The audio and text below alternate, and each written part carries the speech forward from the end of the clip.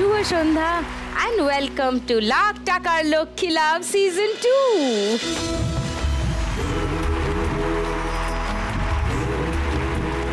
আজ এক নতুন সন্ধে, নতুন পর্ব, নতুন খেলা আর চারজন নতুন মা লক্ষ্মীর সঙ্গে আলাপ করাই আপনাদের সঙ্গে, তারপর নিজেরাই শুনুন তাদের গল্প। Please welcome.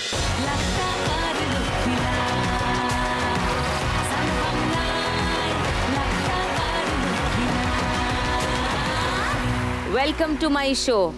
আমি খুব উত্তেজিত এবং আগ্রহী তোমাদের সঙ্গে আলাপ করার জন্য, তোমাদের কথা শোনার জন্য। জয়া রানীর কাছে প্রথমে আসি। নমস্কার জয়া রানী। নমস্কার সুজিতাদি। নমস্কার। আমার নাম জয়া রানী রায়। কোথা থেকে আসছো জয়া রানী? দক্ষিণ চব্বিশ পরগনায় বিষ্ণুপুর থেকে এসেছি। কি করো জয়া রানী? আমি চালাই, ভ্যান চালাই, ইট বালি সিমেন্ট বই, দোকানে দোকানে মাল বই, 3-4টে দোকান আছে, সিমেন্ট বালি বই। কেউ কখনো বলেনি, কারণ এই কাজগুলো তো ইউজুয়ালি মহিলারা করেন না, কেউ কখনো বলেনি যে এই কাজ কেন করতে? হ্যাঁ বলছে। প্রথমে তো ছোটবেলা থেকে আমার দাদাদের সঙ্গে ভ্যান ঠেলতে যেতাম ছোটবেলা থেকে। তারপর দাদারা ভ্যান করতে ওটাই তখন হ্যাঁ ওই কাজ। এবারে হ্যাঁ তখন ওই কাজেই আসছি, বাকিদের সঙ্গে আলাপ করি, তোমার গল্পটা পুরোটা শুনবো আমি আরেকটু পরে আসছি আরেকবার তোমার কাছে। সোনালির কাছে আসি। নমস্কার। নমস্কার সুজিতাদি, আমি বিরাটি থেকে এসেছি আর আমি গ্যাস ডেলিভারি করি। বাড়িতে এলপিজি ডেলিভারি দিই। ও, সেটা তো খুবই কঠিন কাজ। মানে অত ভারী সিলিন্ডার, কত ওজন একটা ভর্তি সিলিন্ডারে? দিদি 32 কেজি। নাও কি করে ওটা? আমি তো সাইকেলে ওটাকে বেঁধে নিয়ে বাড়িতে গিয়ে কাঁধে করে নিয়ে তারপরে গিয়ে বাড়িতে দিই। ও, মেয়েরা মনে করলে অনেক কিছু করতে পারে, সেটা জানি। আর আমি ছোট থেকে অনেক কষ্ট করেই বড় হয়েছি। পরিস্থিতি আমাকে শিখিয়েছে যে লজ্জা, ভয়, ঘৃণা, এই 3টে জিনিস যদি মানুষের মধ্যে না থাকে সে সব কিছু করতে পারে। একদম, আমি সম্পূর্ণ সহমত তোমার সঙ্গে। আচ্ছা, সোনালির কাছে আমি আরেকবার আসছি একটু পরে আবার তোমার সঙ্গে কথা বলতে। হাজরার কাছে আসি। নমস্কার। নমস্কার দিদি, আমি ক্যানিং থেকে গেছি। আমার নাম হাজরা সর্দার। কি কাজ করো তুমি হাজরা? আমি কুলির কাজ করি স্টেশন। হ্যাঁ, ট্রলি করে মাল বই আমি। কোন স্টেশনে? ক্যানিং স্টেশন। ক্যানিং স্টেশনে। তুমি একাই মহিলা কুলি নাকি আরো আছে? না, আমি একাই আছি। একাই মহিলা কুলি। তোমার কাছেও আসবো আমি, তোমার গল্প আরো শুনতে চাই। সোমা। উফ, রকিং। নমস্কার সুদীপ্তাদি। নমস্কার। আমি সোমা বাসু। আমি নর্থ চব্বিশ পরগনার গুমাহাবড়া থেকে এসেছি। আমি একজন বাইক রাইডার, বিশেষ করে আমি একজন স্টান্ট বাইক রাইডার। আর আমি মদ কা কুয়া যেটা হয়, ওয়েল অফ ডেথ, আমি তার মধ্যে স্টান্ট করি। এবং আমার লাইফে প্রচণ্ড অ্যাচিভমেন্ট আছে। ওটা আমার বডি থেকে শুরু করে আমার অ্যাচিভমেন্ট দেওয়াল পর্যন্ত রয়েছে। এবং যেখানে এই কাজটা করতে গিয়ে মেয়েদের আন্ডারস্টিমেট করা হয়েছে, এবং বিশেষ করে বাঙালিদের, যে বাঙালি ভীতু হয়, বাঙালি পারবে না, তো আমি করে দেখিয়েছি এবং খুব কম টাইমের মধ্যে শিখে শোতে স্টান্ট করেছি। এবং আমি সবসময় নিজেকে প্রাউড ফিল করি। ওয়াও, চারজনের জন্য একটা জোরে হাততালি হোক।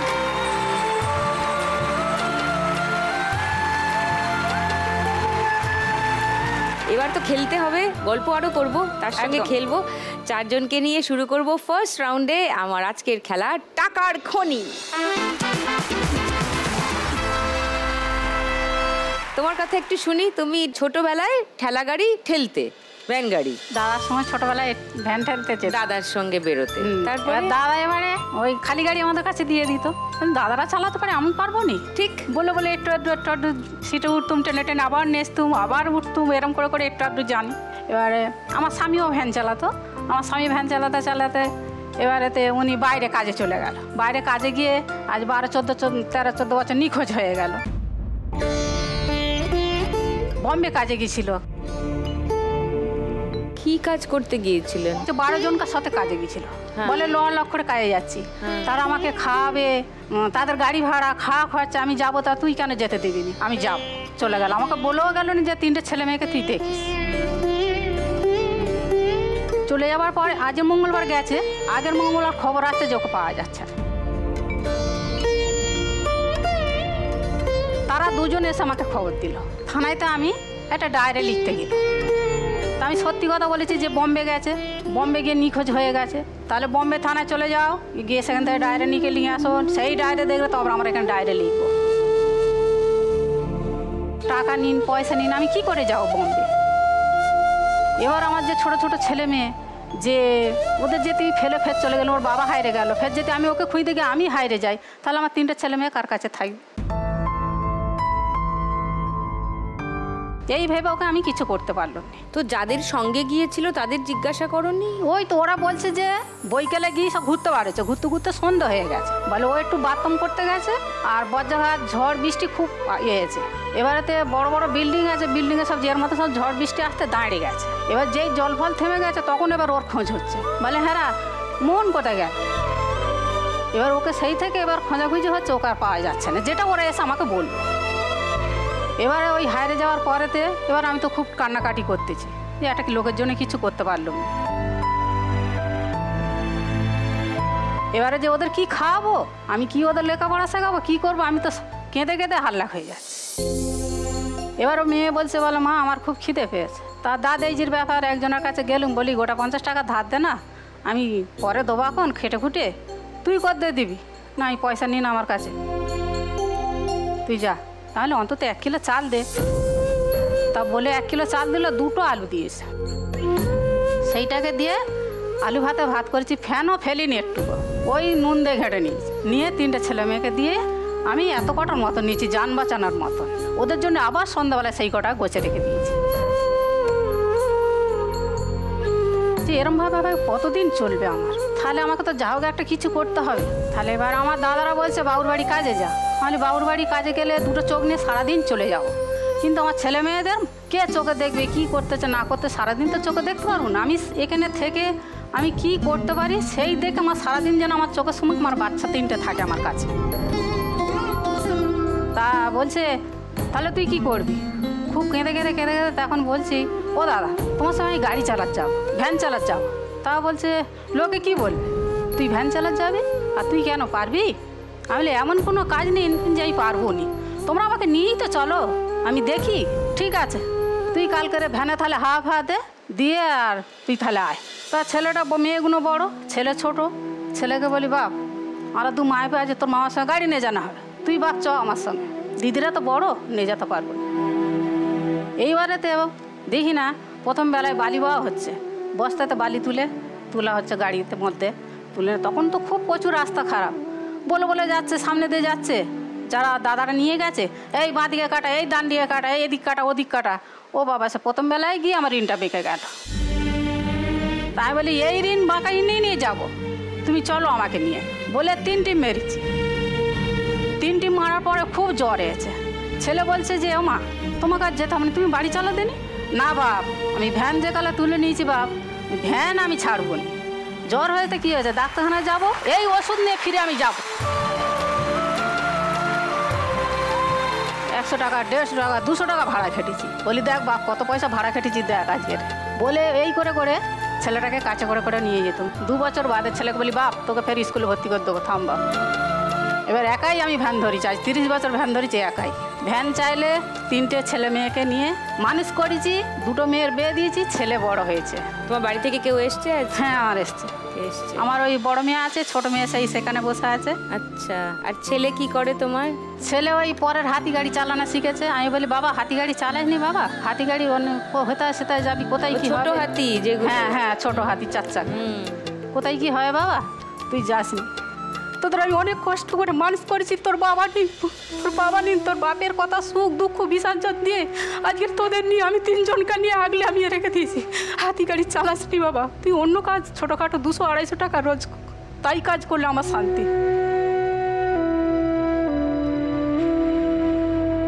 অনেক কষ্ট করেছো, অনেক লড়াই করেছো, আর লড়াই চালিয়ে যেতে হবে। জীবন মানেই হলো লড়াই, বুঝলে? চোখের জল ফেলোই না। জয় রানীর ভিডিও আছে আমাদের কাছে, দেখাই একটু সবাইকে।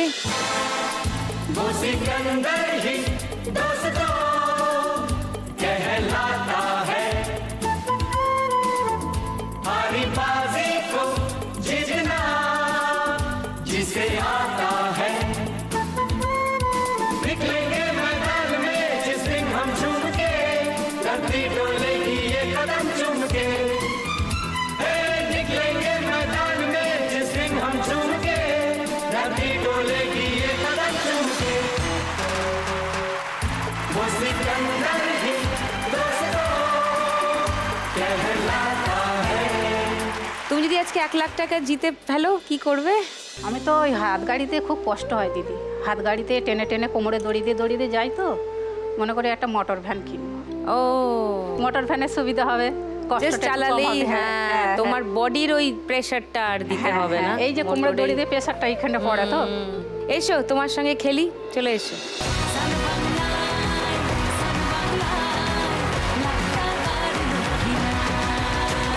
চলো তোমার 1 মিনিট সময় শুরু এখন। এবার নিচে খুন্তি চালাও, নিচে খুন্তি চালাও, নিচে নিচে।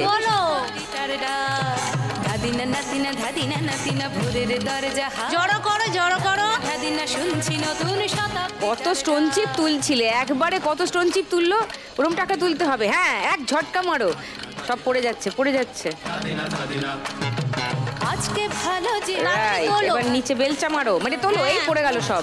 হ্যাঁ, এরকম করেই হবে, আরেকটু ঝটকা মারো। জীবন মানে না, কাঠে ঘষলেই বুঝতে পারছো তো, কাঠে ঘষছে, ওখানে টাকা নেই। তোলো তো। হ্যাঁ, এবার নিচে নিচে নিচে, হ্যাঁ যাও নিচে, হ্যাঁ চলো, বড় ঝটকা মারো, বড় তোলো, নিচে মারো, মেরে ঝটকা মেরে তোলো তোলো তোলো তোলো তোলো তোলো তোলো তোলো, যাই বাবা, হয়ে গেছে, ঘন্টা বেজে গেছে।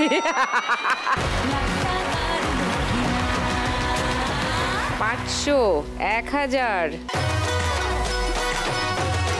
50, 60, 70, 80, 3380। ওয়াও,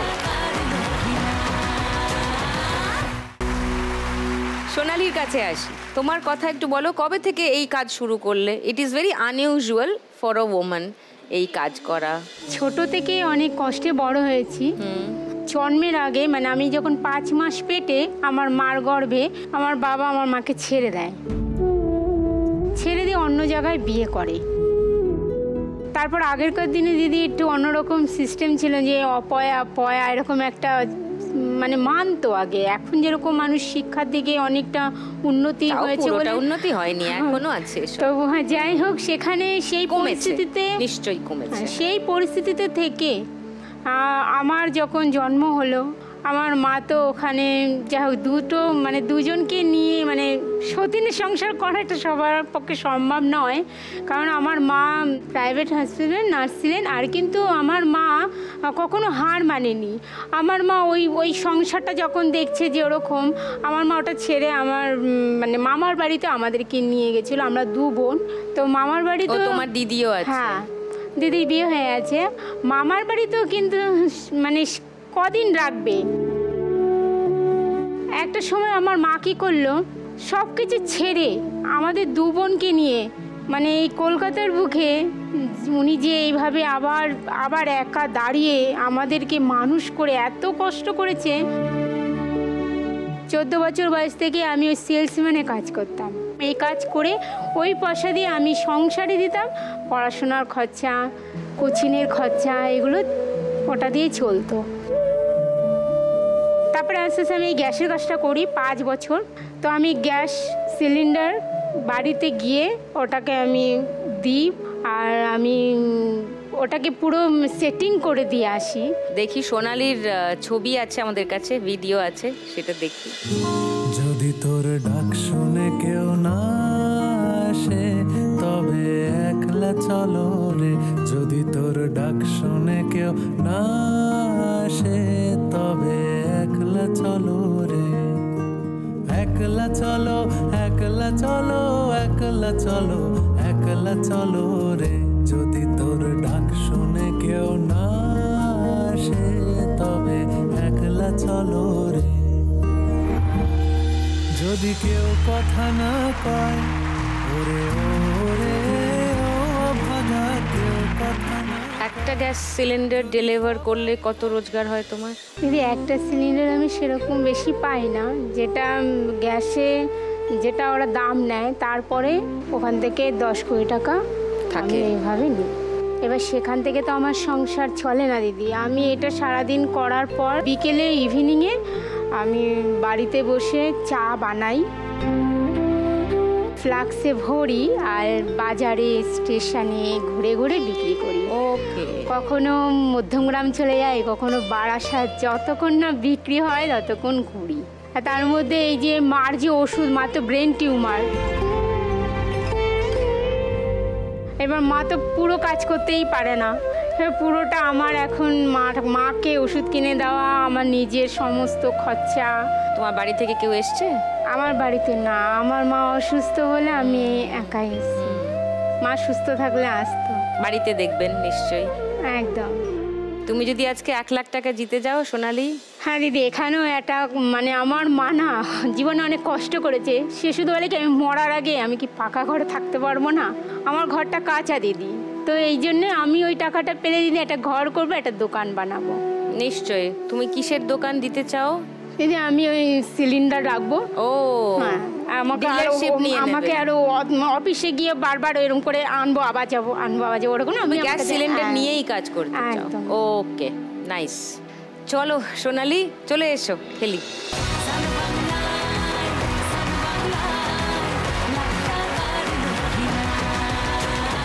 তোমার 1 মিনিট সময় শুরু এখন। ফটাফট ফটাফট। হ্যাঁ হ্যাঁ, তোলো তোলো, যা আটকে গেল, সোজা তোলো খুন্তি। তোলো না, 10 টাকা 20 টাকা উঠলে কি করে হবে, আরো তুলতে হবে। নিচের দিক থেকে খুন্তিটা মারো, একদম নিচে কাঠে ঘষে। হ্যাঁ, এই দূরে চলে গেল, সব পড়ে যাবে, কাছে আনো। এক ঝটকা মারো, এবার এক ঝটকা মারো, মারো ঝটকা। কাছে আনো, কাছে আনো, টাকা দূরে চলে যাচ্ছে, কাছে আনো। এবার নিচ দিয়ে মারো, নিচ দিয়ে ঢোকাও, এক ঝটকা মারো।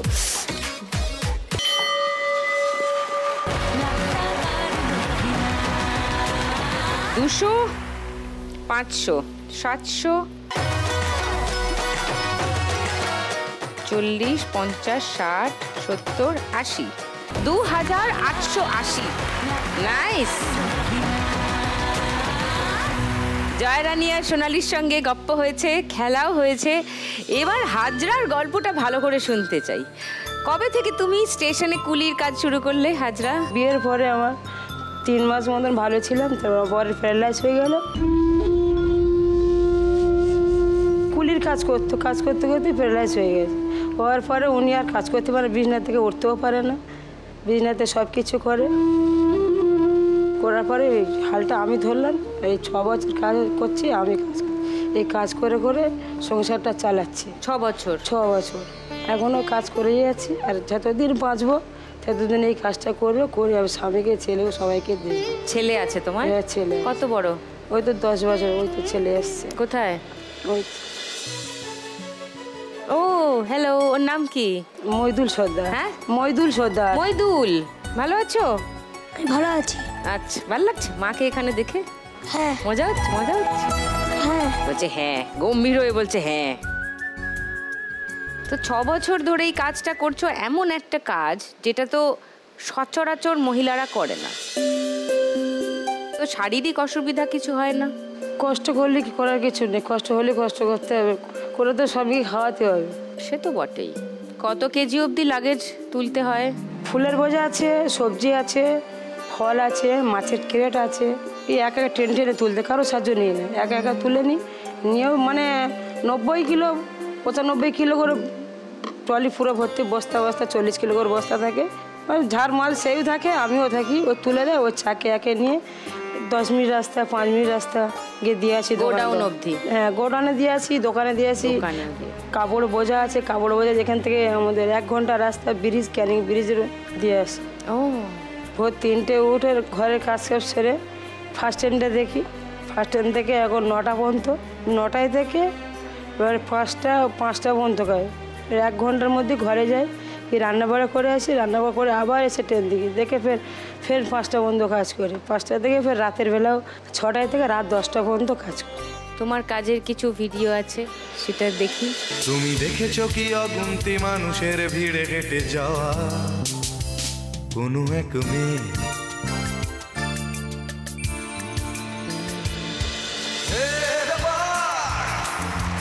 এখনো রয়েছো তুমি মগ্ন সারাদিনে কত উপার্জন হয় হাজরা এই পুরোটা করে? 300 350 টাকা কাজ হয়। লোকের দিতে হয় ট্রলি ভাড়া, লোকের গাড়ি ভাড়া দিতে হয়, যে থাকে 300 350 টাকা। আজকে যদি তুমি এখানে 1 লাখ টাকা জিতে যাও কি করবে? ছেলেকে পড়াশোনা শেখাবো ভালো, আর স্বামীকে চিকিৎসা করবো। চলে এসো খেলি ফার্স্ট রাউন্ড।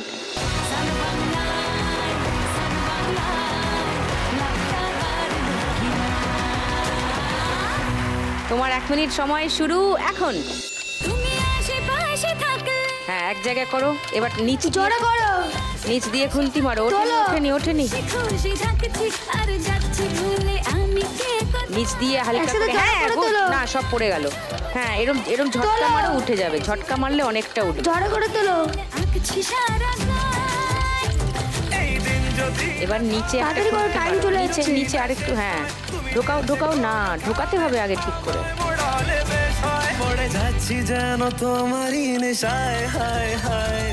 ঢোকাও না, ঢুকিয়ে আগে আগে ঢোকাও, ভালো করে ঢোকাও। ঢোকাও আগে, ঢোকাও, ঝটকা মারো। হ্যাঁ, জোরে করে তোলো। আটকে যাচ্ছে। জোরে করে তোলো। তোলো, টাইম শেষ হয়ে যাচ্ছে। হ্যাঁ হ্যাঁ হ্যাঁ হ্যাঁ।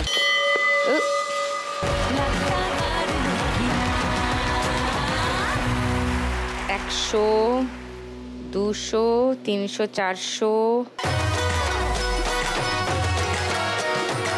40 50 60 70 80 90 4190।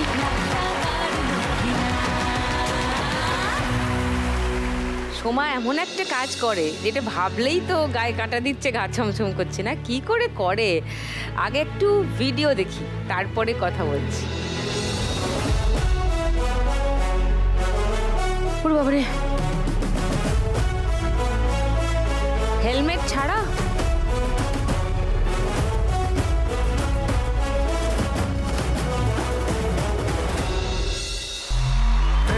ताकत है तेरी मुट्ठी में, जादू है तू आगे बढ़ जा रे बंदे।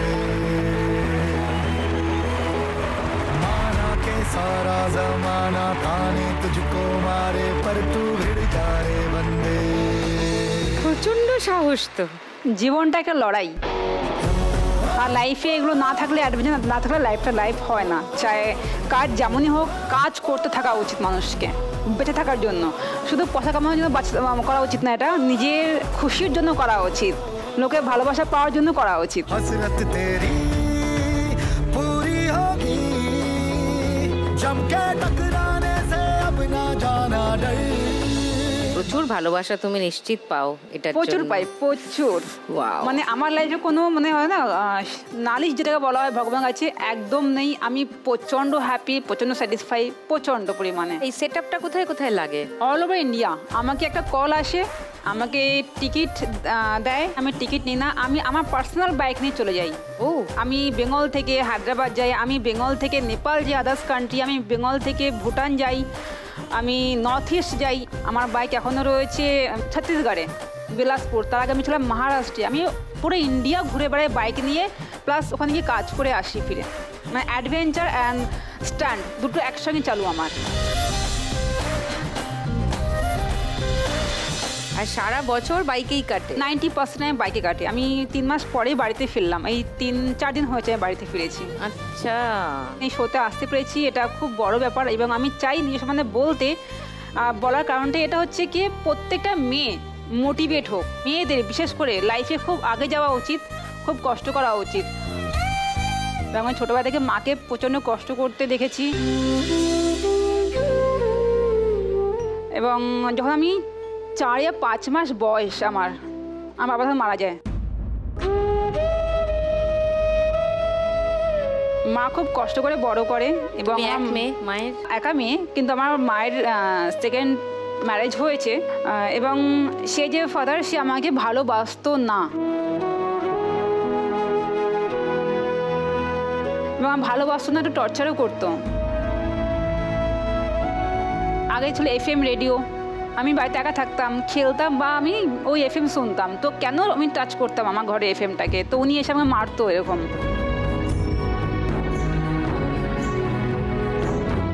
আমার যে নিজের আঙ্কেল, ছোট ছিলাম তো ক্লাস 7-8-এ, চলে যেতাম কখনো ভাইদের কাছে, কেন গেছি আমি ওখানে, সেই নিয়ে আমাকে মারতো, নাকে খড় দেওয়াতো।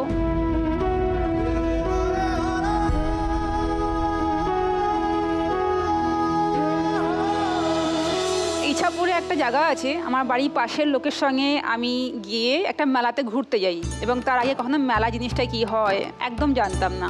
তো দেখি একটা বড় একটা কাঠের খুব রাউন্ড নিয়ে স্ট্রাকচার, এবং তার মধ্যে একটা ছেলে কার অ্যান্ড বাইক ওয়াশ করছিল শুরু হওয়ার আগে। তো আমি গিয়ে বললাম এটা কি, এত বড় জিনিসটা কি? বলে এটা মদ কা কুয়া। কি হয় এর মধ্যে? বলে এর দেওয়ালের মধ্যে বাইক আর কার চলে। আনছি ইম্পসিবল, এটা হতেই পারে না। বলে তুমি সন্ধ্যাবেলা শো দেখো। তো সন্ধ্যাবেলা শো হয়েছে, আমি দেখলাম দুটো কার চলছে দেওয়ালের মধ্যে, 4-5টা বাইক চলছে, মানে দেখেছি এটা কি করে সম্ভব। তো আমি ভেতরে গেলাম, ভেতরে গিয়ে যে ম্যানেজার তার সঙ্গে কথা বললাম, যে মালিক ছিল তাকে সবাই বাবুজি বলতো, যেহেতু ও ইউপি থেকে আর্মি রিটায়ার্ড আদমি ছিল। আমি বললাম আমি এই কাজটা শিখবো। তো আমার নাম জিজ্ঞাসা করলো, আমি সোমা বসু। বলে তুমি বাঙালি? আছি হ্যাঁ আমি বাঙালি। বলে তোমার দ্বারা হবে না। তাই বললাম কেন হবে না? বলে তুমি একটা মেয়ের দ্বারা এত সাহস হয় না, আর উপরে তুমি বেঙ্গলিরা খুব ভীতু হয়। তো কোথাও এটা লাগে প্রচণ্ড, বেঙ্গলি ভীতু হয় না। আজকে ডেটে আমি যদি কোনো দিল্লির লোককে বলি, কোনো মেয়েকে বলি শিখবা তুমি, ও না করবে। বিহারকে বলি শিখবা, কেউ না করে, দেখেই ভয় পেয়ে যায়। তো বাঙালি কেন বদনাম হবে? একটা জিদ ছিল মনে মধ্যে, এক তো আমাকে অপমান করা হয়েছে, বেঙ্গলি মেয়ে পারবে না, আর আমার জিদ ছিল আমি শিখবো। তো ঠিক আছে, আমরা এরপরে ইছাপুরে ছিল, ইছাপুরতে দমদম জেলের পেছনে যাব, সেন্ট্রাল জেল কোনো একটা জেল, ওখানে যাব, আমাদের ক্যাম্প যাবে, তুমি ওখানে এসো। আমি বাড়িতে আসলাম, মাকে বললাম মা এই ব্যাপার, আমি চলে যাচ্ছি। তো মামা খুব বোঝালো, ছেলে ধরা আছে, ছোটবেলা তো ছেলে ধরা হয়, ওকে মাঝখানে। তোমার? আমি ক্লাস 7-8-এ পড়ি, মানে 13-14 বছর বয়স। মা মানা করার পরেও আমি আমার বই খাতা গুছালাম, জামা কাপড় রাখলাম, 4টে ব্যাগ নিলাম আর পালিয়ে গেলাম ঘর থেকে। যেহেতু মা জানতো, মাকে বলে রেখেছি আমি চলে যাব আর অমুক জায়গাতে, তখন উনি সেই জায়গাতে পৌঁছালো, এবং ওনাকে আসতে দেখে আমি পালিয়ে বেড়াচ্ছিলাম এখানে ওখানে। খুব আমাকে ধরেছে না, বাড়ি চল যেতে হবে না, আমি খুব কান্নাকাটি করে দিয়েছি। তো মা পারলো না নিতে। তো লাস্টে যে আমাদের বাবুজি ছিল, ওনাকে বললো দেখুন আজ থেকে এ আপনার মেয়ে, আপনি আপনার মতো করে মানুষ করুন। এবং তারপর থেকে আমি ওখানে থাকি, এবং আমার খাওয়া দাওয়া ওনার মেয়ের মতো, মানে আমি তো হেলদি ছিলাম, তো বেঙ্গলিরা তো ভাত খেতে ভালোবাসে, তো আমাকে প্লেট ভরাকে সালাদ খাওয়াতো, অ্যাপেল, শসা, বিট, এই সমস্ত গাজর, তাকে খুব খাই, আর 2টো চাপাতি পাতলা। হেলদি, মানে থোড়া স্লিম হয়ে গাড়ি চালাবো। এত খিদে পেতো, তারপরে ভাত না পেয়ে অন্য রুমের পেছনে, টেন্টের পেছনে গিয়ে কোয়ার্টার প্লেটে করে ভাত লুকিয়ে খেতাম এরকম। তো ট্রেনিং হওয়ার সময় আমাকে না কেউ শেখাতে যেত না, কারণ ওখানে যারা রাইডাররা গাড়ি চালাতো তারা মনে করতো মেয়ে যদি শিখে যায় তাহলে আমাদের ভ্যালুটা কম হয়ে যাবে। 6 মাস হয়ে গেছে, আর পারছি না, মনে হচ্ছে আমি তো রোজ একই জিনিস করে যাচ্ছি, কিন্তু আমি তো উপরে যেতে পারবো, আমাকে পারমিশন দেওয়া হচ্ছে না। একদিন আমাদের ওনার ম্যানেজার, আমাদের যে গুরু, এরা 3-4 জন মিলে একটা ফিল্ড বুক করতে গেছিলো। গুরুজি আমাকে বললো তুমি আজকে একা ট্রেনিং করো, ঠিক আছে, 1 ঘন্টা ট্রেনিং একা করো, চুপচাপ সালাম মোডে চালাবো, একটা স্ট্রাকচার নিচে থাকে, ওতে চালাও। ঠিক আছে, সবাই চলে গেছে। ওইদিকে আমি বাইক চালাতে গাড়ি নিয়ে পুরো উপরে উঠে গেছি।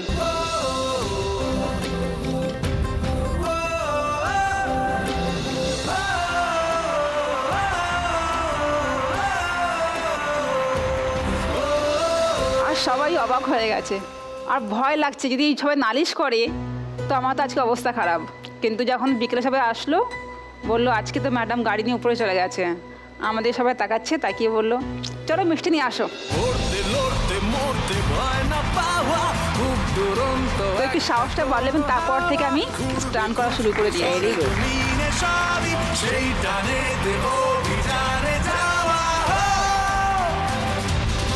তুমি যদি আজকে 1 লাখ টাকা জিতে নাও সোমা, কি করবে? আমি অ্যাকচুয়ালি এই সময় নিজে কিছু করবো না। আমার মা ছোটবেলা থেকে প্রচণ্ড কষ্ট করছে, আজকে উনি আমার কাছে আসতে পারেনি শুধু ওনার ব্যবসার জন্য, দুটো পয়সার জন্য। তো আমি ওনার চাই যে ওনার হেলথটা ঠিক হোক, আমি কিছু ইন্স্যুরেন্স করব, ওনার জন্য ইনভেস্টমেন্ট করব, তাই ওনার আগে ফিউচার আরও ভালো হয়। Thank you. ফার্স্ট রাউন্ডটা খেলে নি, এসো।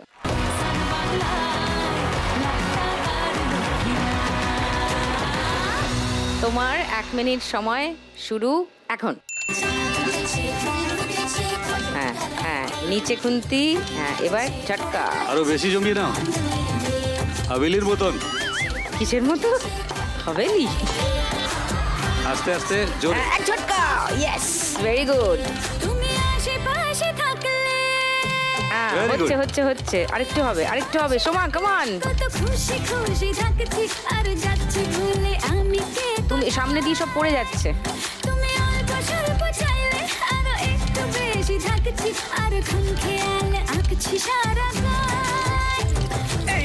সব টাকা তোমার ডান দিকে চলে গেছে, বাঁ দিকে আনো।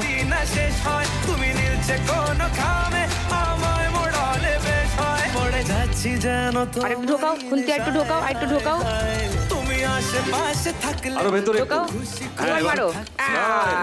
এবার হয়েছে, নাইস। 500, 700, 5000, 900, 910, 20, 30, 40, 50, 60, 70, 80, 5980। ওয়াও!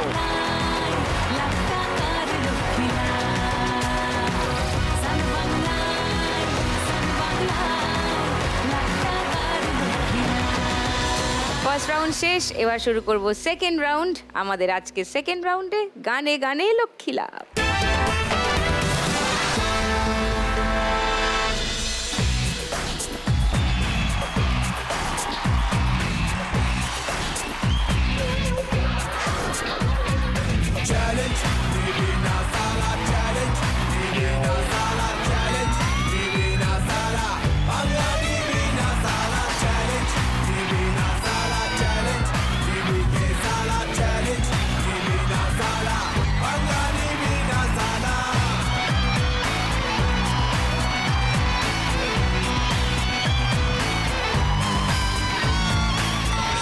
দিদি, আজকে সব ম্যাচো মেনরা এসেছে। সব ম্যাচো, সবাই দেখছি চ্যালেঞ্জ নেয়। আর এইটাই ওদের থিম সং, চারজনেরই। তো আমিও ভাবলাম আমাকেও একটু ওই সেরকম ওই ফর্মা নিয়েই ঢুকতে হবে। চশমা পরলেই ফর্মা। চশমাটা আমার চেনা চেনা লাগছে। ও, হাত বদল হয়ে গেছে সোমা। আমি এটাই পরে ঢুকেছিলাম। তুমি এখনো টুনিকে চেনোনি। আমার দায়িত্ব অন্যের সম্পত্তি আগলে রাখা।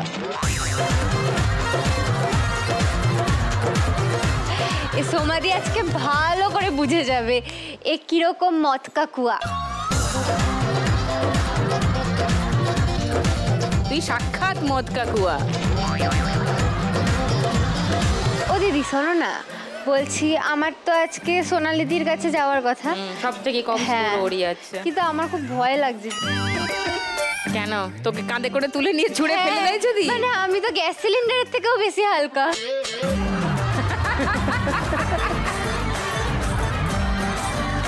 সোমা দেখো তো ট্রাই করে, সোনালি পারো কিনা। এই সত্যি সত্যি আসছে, আমাকে ধরে ছুঁড়ে ফেলে দিল।